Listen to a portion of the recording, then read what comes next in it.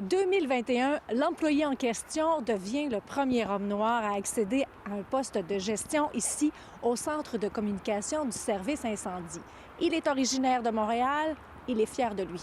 Donc je sentais que j'allais occuper un poste qui allait servir à quelque chose. Donc on parle de sauver la vie des gens, on parle d'un milieu qui est très dynamique. Moi, ça me plaisait énormément. Il vient de l'externe et doit apprendre une dizaine de logiciels, maîtriser 7 ordinateurs. On lui donne une formation qu'il juge insuffisante. La discrimination, je l'ai sentie également parce que quand le téléphone sonnait, on savait que c'était moi qui répondais. On raccrochait. Ça arrivait constamment. Puis ça, c'était des appels qui provenaient des casernes.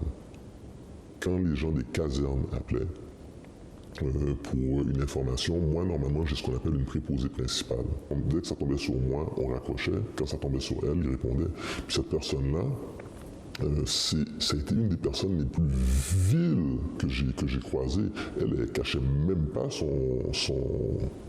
son agressivité envers moi. Elle la cachait même pas. Ça a été... C'était horrible de traiter avec elle. Quand je posais une question, mais les questions que je posais étaient stupides. Comment ça se fait que tu ne connais pas encore ça? Au fil du temps, il découvre que 2 vidéos à teneur raciste circulent dans le service, dont une de journalistes haïtiens. Et les gens se moquent de leur accent. Ça se faisait sur les lieux du travail? Oui, tout à fait sur les lieux de travail, puis avec des éclats de rire, puis on se moquait plus ou moins des Haïtiens à l'interne. Or, nous étions 2 Haïtiens. Il n'y avait pas plus que 2 Haïtiens qui étaient à l'interne. Et je me suis senti humilié. Un jour, sur l'un des écrans de la centrale, un reportage sur les migrants est diffusé. Un employé dit qu'il est contre l'immigration. Moi, je me suis approché et j'ai dit à l'individu, vous savez, bon, les immigrants, bon, ce qu'ils cherchent, c'est à s'intégrer de un, et puis ils sont jamais contents de quitter chez eux.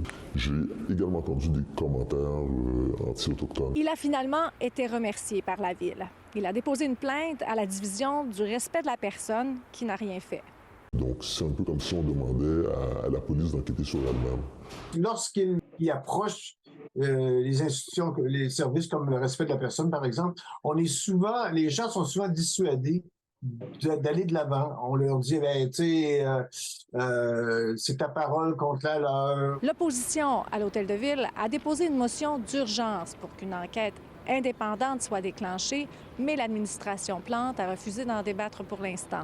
Quand on voit l'entièreté des témoignages qui ont été faits, celui que vous m'avez rapporté et les autres qu'on a vus, de toute évidence, les actions que la Ville saisit d'entreprendre ne fonctionnent pas en ce moment. Ça marche pas.